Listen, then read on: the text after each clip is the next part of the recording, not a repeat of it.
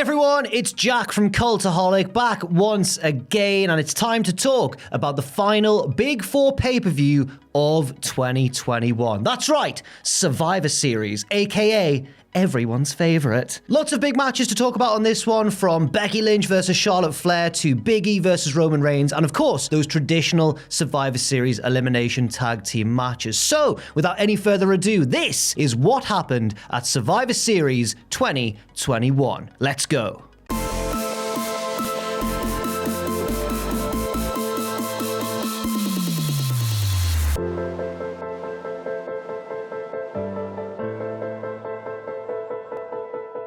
On the pre-show, we were treated to a champion versus champion match, which I think may have been kind of booted onto the pre-show last minute. The US champion, Damian Priest, taking on the IC champion, Shinsuke Nakamura, accompanied, of course, as always, by Rick Boogs. Now, usually, I'd assume that Shinsuke Nakamura versus Damian Priest would maybe stand an outside chance of stealing the show. They're both really good, especially Nakamura, of course, but this was kind of sloppy. There were a few little mistakes creeping in here and there in this match. I don't know if it was just me. Did you spot that as well, perhaps? Anyway, the story of this match is that every time Priest gathers momentum, Boogs distracts him from the outside by playing the guitar, and Priest looks at him and goes, "Right, that's your final warning, Boogs." Later on in the match, Priest has Nakamura trapped in a triangle, and he is fading fast, but just before he passes out, Boogs wakes him up by playing the guitar. Yeah. A furious Priest rolls to the outside, confronts Boogs, and snaps his guitar in half before clocking Boogs with one end of the guitar. Nakamura gets out the ring to say, "Hey, what are you doing?" He catches a shot from the guitar as well, and Damian Priest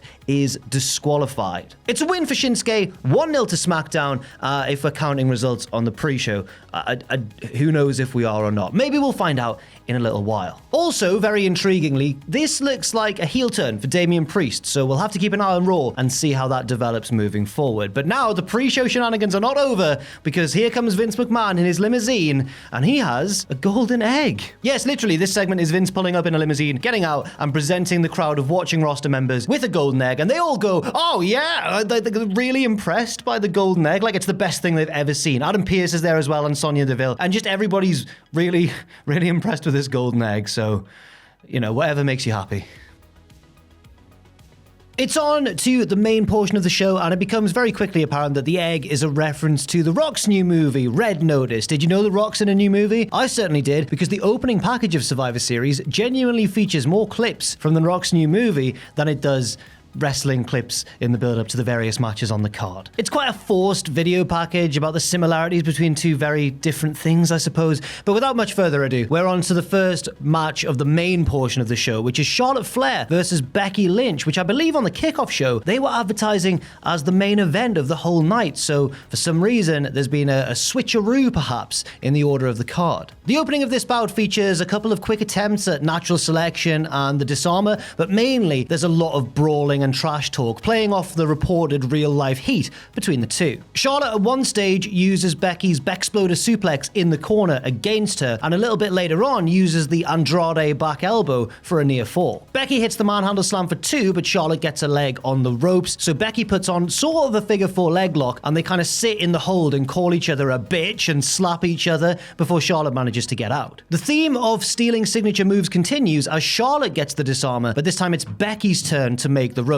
but for now, Charlotte looks to be in control. She grabs a roll-up and grabs the rope as well for leverage, but the referee sees it, and while he's telling Charlotte off, Becky rolls through into a roll-up of her own, and she grabs the ropes at the last second, like the very last second, so how much does it really help her? But it's enough to get the 3 count. The referee does not see Becky Lynch cheat. It's a big win for Becky, albeit, you know, in slightly dodgy circumstances, but Charlotte, to be honest, doesn't really sell the defeat. She just sort of laughs it off. She's on her feet before too long. Yes, it was a roll-up finish, but she really doesn't seem that devastated. She walks down the ramp laughing ruefully, while back in the ring, Becky talks directly to the camera, saying something I think along the lines of, "Go and write that in your dirt sheets, I'm the greatest." She definitely said the word dirt sheets anyway, and we love that, don't we? Shooting from the hip.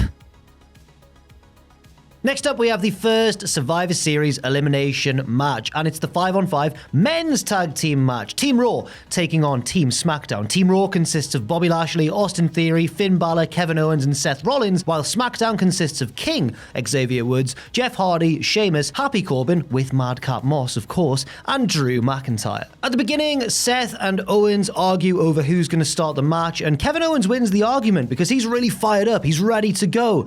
But then he just rolls out of the ring and walks to the back, deliberately taking the count-out elimination and putting his team at a disadvantage early on. The match progresses as normal from that point, but it all breaks down after a while with people running in the ring, hitting a big signature move and getting out of there. It all boils down to Happy Corbin and Finn Balor. Corbin actually takes it to Balor, but then runs himself into the ring post. Balor hits the coup de grace, and it's 4-on-4. On the outside of the ring, meanwhile, Bobby Lashley gets into a scuffle with his old rival, Drew McIntyre, and rams him into the ring post, so Drew is kind of out of it for the time being. A little later on, Lashley gets the tag and nails Xavier Woods with a spear before making him pass out in the Hurt Lock. It's now 4-on-3 in Raw's favor. But back comes Drew for a showdown with Big Bob. They have a big brawl in the ring. They have a big brawl outside of the ring. They're both counted out. It's now 3-on-2. Drew is livid and nails Lashley with a claymore by way of revenge in the middle of the ring. Lashley rolls to the outside and doesn't really sell the claymore. He's just arguing with Drew while referees try and get him to the back. Meanwhile, back in the ring, Seth is being an idiot, taunting and laughing at the already eliminated Drew, who of course headbutts him, and Sheamus scurries over and gets a near fall on Rollins. Finn Balor tags in and misses a coup de grace on Sheamus, who springs to his feet and nails the bro kick, and that levels the playing field. It's now 2-on-2. And Sheamus and Jeff Hardy actually prove to be a very good tag team. Sheamus at one point plays the Matt Hardy role for the poetry in motion, the splash version, not the kick version, and then Jeff joins Sheamus for the clubbing blows on the apron. But it all comes to an end when Austin Theory becomes the legal man and rolls up Sheamus, who doesn't take it very well. He actually throws a tantrum after his elimination and attacks Austin Theory, and then attacks Jeff Hardy as well for good measure. It's 2-on-1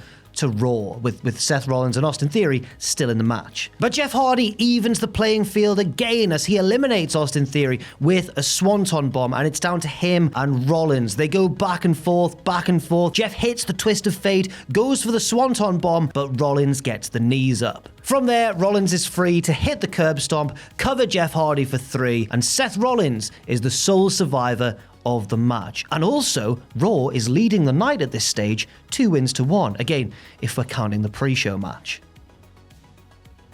Next, we head backstage where Roman Reigns is going to see Vince McMahon in his office. Roman asks about the egg, and Vince explains that it was given to him by The Rock. And then Vince talks about how The Rock debuted at Survivor Series 25 years ago and brags about how much the egg is worth. Roman says, "Oh, so about as much as my next contract then," and then leaves, and then Vince does a bit of an annoyed face. My question is, why was what was the meeting for then? Why was Roman there? Back to the ring we go now for The Rock's 25th anniversary Battle Royal. This features stars from Raw and SmackDown, and AJ Styles immediately bails under the ropes to the announce table because he's very smart. R-Truth goes and grabs a slice of pizza, because this match is sponsored by Pizza Hut, by the way, takes it back into the ring and feeds it to Otis, who seems happy, but then eliminates R-Truth. Wrestling is high art. Omos then eliminates Otis and is surely the favorite of this match. He is pretty dominant throughout. Shanky and Omos at one stage have a big stare down, which leads to Omos eliminating Shanky. Unfortunately, they don't have too much of an exchange. Dolph Ziggler tries to align himself with Omos at one point, which leads to a jealous AJ Styles springboarding back in with a phenomenal forearm and eliminating Ziggler. Sami Zayn, quite late on, notices that there are only 3 SmackDown guys left, so proposes an alliance between the 3 of them, himself,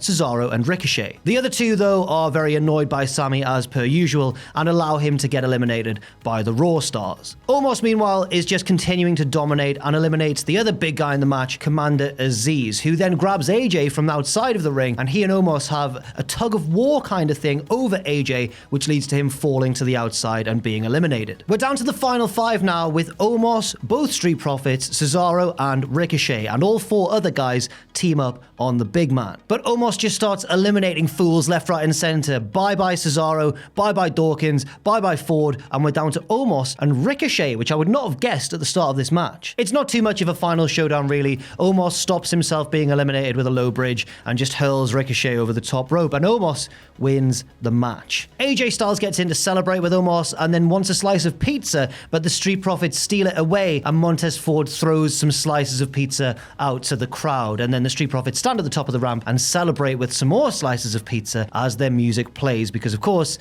they're the real winners here. Regardless, it's another win for Team Raw. That's the most important thing on this very night of brand supremacy, and Raw leading 3-1, again if we're counting the pre-show.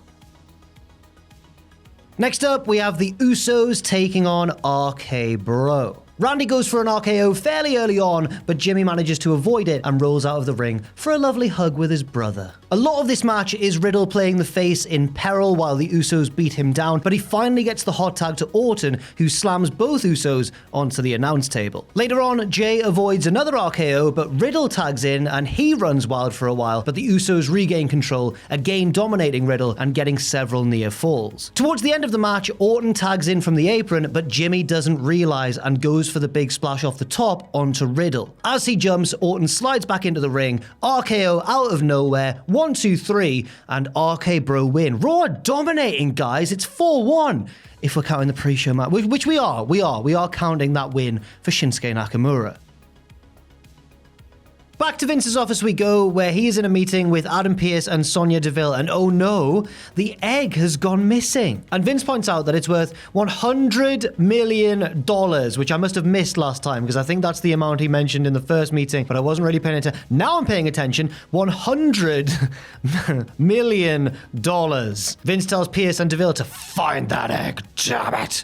And, he's not pleased. Next, we have the Survivor Series elimination match for the women's division this time. Team Raw consists of Bianca Belair, Carmella, Queen Zelina, Liv Morgan, and Rhea Ripley, while SmackDown is Natalya, Shayna Baszler, Toni Storm, Shotzi, and Sasha Banks. Carmella starts off for Team Raw, but wants to get her face mask attached. She can't get it right for some reason, and then kind of argues with her team on the apron, and then Toni Storm just rolls her up for 3, and Carmella's out. For a moment, we're about to get Sasha versus Bianca, just like the WrestleMania main event, but Shotzi blind tags in, annoying Sasha Banks in the process. A little while later on, Sasha again wants to tag in, but this time Shotzi yanks her off the apron. Again, tensions mounting in Team SmackDown. In the ring, Rhea Ripley and Shayna Baszler have an extended section, which isn't bad at all. In fact, they know each other really well from NXT, but the crowd are pretty bored and do the wave. Thankfully, they perk up when Sasha and Bianca finally tag in and go back and forth for quite a while. Bianca goes for the KOD, but Sasha grabs her hair to get out of it, so Bianca tries quite a unique strategy, which is tagging out to Queen Zelina and pressing Zelina into Sasha. We've gone for quite a while without an elimination by this point, but Toni Storm tags in and eliminates Zelina without much trouble, but then Liv Morgan gets involved and hits Oblivion to eliminate Storm. She goes for the same on Shayna, but Shayna reverses into the Kirifuda clutch and drags Liv into the SmackDown corner, where Shotzi tags in and hits a bit of a weird splash from the top rope. Then Sasha tags in as she jumps and hits a frog splash to eliminate Liv. Team Raw are down to just 2 wrestlers, and it soon becomes 1 when Team SmackDown drag Bianca Belair off the apron, while in the ring, Shayna knees Rhea Ripley in the face to eliminate her and leave Bianca Belair against 4-on-1 odds. But it doesn't stay that way for long, because Shotzi and Sasha argue again, with Sasha shoving Shotzi on the outside into Shayna Baszler. This leads to all 3 women teaming up on their own teammate Sasha Banks, and they stop her from re-entering the ring. She's counted out, and it's now 3-on-1. Team SmackDown seem pretty happy with themselves for eliminating the best wrestler on their team, which is a little bit weird, and it soon comes back to bite them, because Bianca rolls out of a Natalya sharpshooter attempt and rolls her up for 3. Now it's 2-on-1. Shayna is the next one eliminated with a facebuster from Bianca, and it's not long before she hits the KOD on Shotzi to win the match for Team Raw. Raw's domination of the night continues, and they are now 5-1 ahead against SmackDown. We're still counting Damian Priest's DQ loss on the pre-show. Come on, Shinsuke. Backstage we go again, and this time Paul Heyman is being interviewed and asked if he knows that Brock Lesnar's suspension is no longer indefinite. Heyman is clearly freaked out, but says maybe Adam Pearce should be the one asked about Brock Lesnar, because he's the one who has a problem with Brock Lesnar. And with that, we move to the main event of the night, Roman Reigns versus Big E. This match has a slow start back and forth until Big E takes control, goes for the big splash on the apron and misses, hurting his leg. That'll be crucial later on. Roman dominates for a while, but Big E fires up, ramming Roman into the steps on the outside and hitting a bunch of suplexes. But it's not long before Roman regains control with a big Samoan drop, but then Big E fires up again and gets the stretch muffler, but then Roman counters into a one-arm powerbomb, but it's only good enough for 2. Big E avoids the Superman punch, but Roman hits a rock bottom? It only gets 2 though, either way. Roman then hits a whole boatload of Superman punches, but Big E just won't stay down. He fires up again, spears Roman through the ropes to the outside, gets him back in the ring, but then Roman hits a spear out of nowhere, but Big E kicks out, and Roman can't believe it. Roman looks for the guillotine, but Big E reverses it into the big ending, but he's too close to the ropes, and Roman is able to grab the bottom one on the stroke of 3. Big E now decides to take things to the outside again and batters Roman around the ringside area, but Roman again regains control and hits a big Superman punch off the ring steps. He rolls Big E back in the ring, but Big E catches him and goes for another big ending, but Roman slips out the back, kicks the bad leg, and hits a second spear, and this time it's good enough for 3. With that, the final tally by my count is 5-2 to Raw on the night, but what's gonna happen now? Well, what happens is Roman celebrates and walks to the back, and that's the end of the show. Look, I know that it's hard perhaps to get a hold of The Rock, especially if they tried to on short notice, but there was a real sense that something was going to happen involving The Rock, even if he wasn't directly there on the night. Maybe Roman would call him out or something. Instead, we got a very standard ending. And again, this wouldn't be too annoying if they hadn't kind of centered the whole show around The Rock, from the big movie trailer at the start of the night to The Rock's battle royal to Roman's use of the rock bottom. It all felt like it was going somewhere, and then it just didn't, for now at least. So that is how Survivor Series ends. Quite a curious show. Like, what happened to The Rock? And more importantly, what happened to Vince McMahon's egg? Thank you very much for watching this video. Leave your best guesses as to where the egg is in the comment section down below. And thanks very much again for tuning in. I've been Jack from Cultaholic. Do leave your thoughts and opinions in the comment section as well. And take care of yourselves out there. Stay safe, stay positive, and I'll see you very soon.